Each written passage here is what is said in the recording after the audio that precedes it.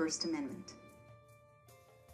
So this sweep of the Espionage Act silenced dissent in the United States for a decade.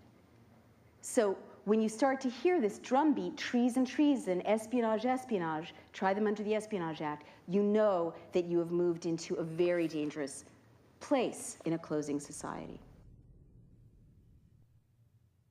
Bilal Hussein was an AP photographer. He was part of a team of photojournalists who were nominated for a Pulitzer Prize for their documentation of the war in Fallujah.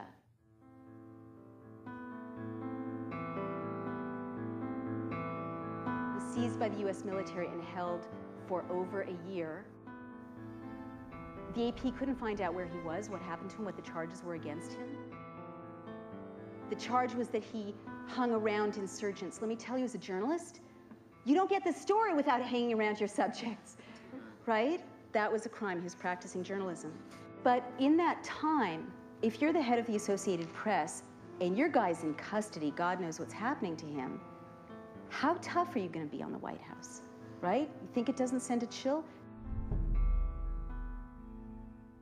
Hussein has maintained his innocence, insisting he was only doing the work of a news photographer in a war zone. You could say, well, that's Iraq. But what if reporters here in the United States get threatened with jail for the crime of practicing journalism?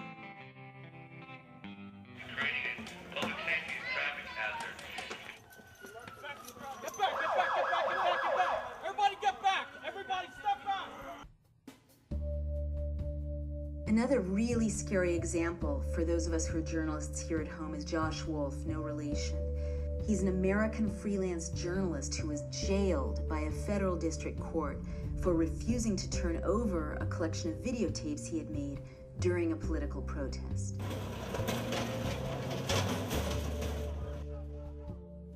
About 2 days after I filmed that protest, the FBI showed up at my house and asked a bunch of questions and wanted to obtain a copy of the full tape.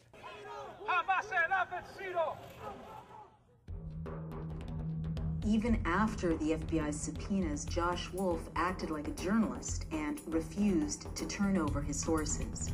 For this, he was sentenced to prison. I figured it would be the journalists spent the night in jail and they decided to drop the subpoena afterwards. This wasn't the case. You're taken by U.S. Marshals from a courtroom, forced to strip down to absolutely nothing, handcuffs in the front, a chain around my waist tied to my feet. I remember seeing this very large guy, giant guy, shaved head, tattoos, looked completely scary as all can be. He's like, "So what are you in here for?" And I'm like, "Oh, I'm a journalist that refused to provide tape and testify before a grand jury about protesters." And he's like, "So you're here for not snitching? That's amazingly cool, man." He's like, "Be sure to tell people about that. You'll get respect. You won't have anything to worry about." I'm like, all right, note to self, I'm here for not snitching. Josh served 226 days in an 8 by 10 foot cell.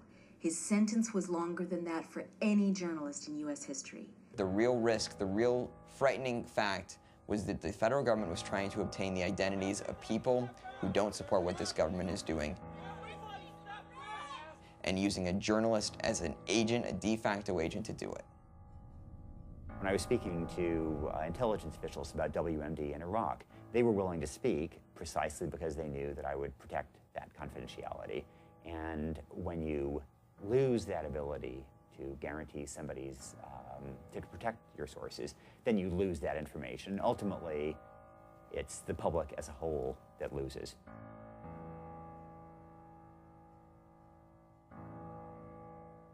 Move! Move! Move! Gentlemen being arrested, and there are a lot of us, but what the fuck? Look at this shit!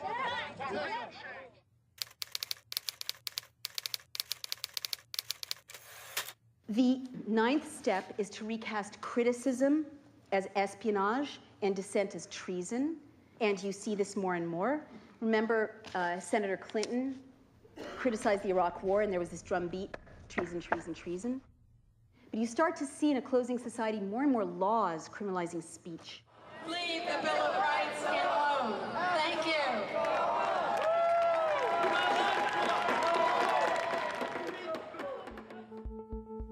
We already saw the White House use laws to silence dissent. If you're charged with the Espionage Act, you can be sent to prison for 10 years. If you're charged with treason, you can be executed. But even scarier are new laws. One that's been passed redefines protest as terrorism, and another that's been proposed simply criminalizes free speech.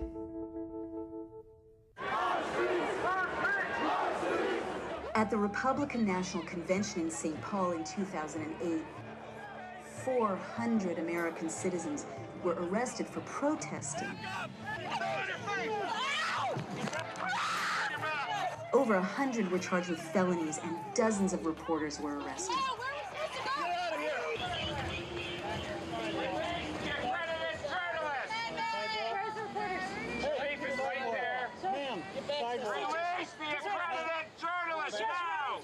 Violating my constitutional rights. You are violating now. Sir, I want to talk to you. Do not arrest me. Sir.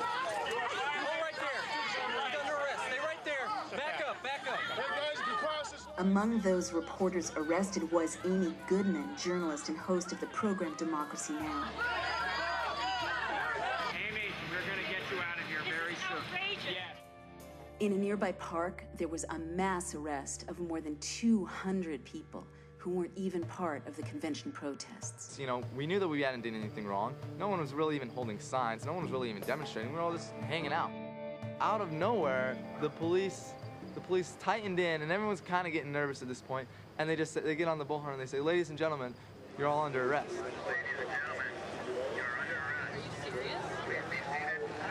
I'm seeing families and you know, kids with University of Minnesota shirts and and at that point, no one really believed it. But then as they started slowly moving in, it became real clear that this was a mass arrest and that they were going to arrest people without any probable cause, without witnessing any sort of crime other than hanging out in a park.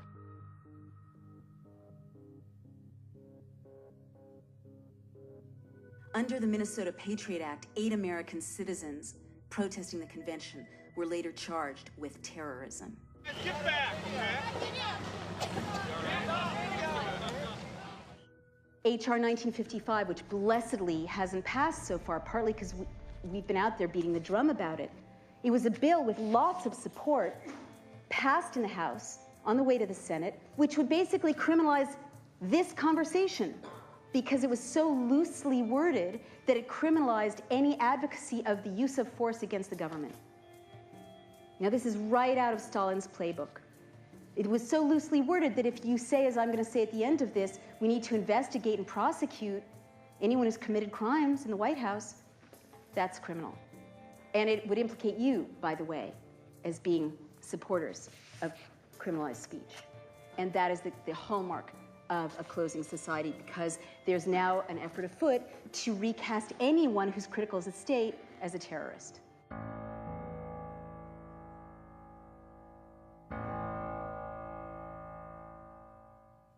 Some members of Congress want to know why President Bush claims he can sometimes just ignore the law if he feels like it.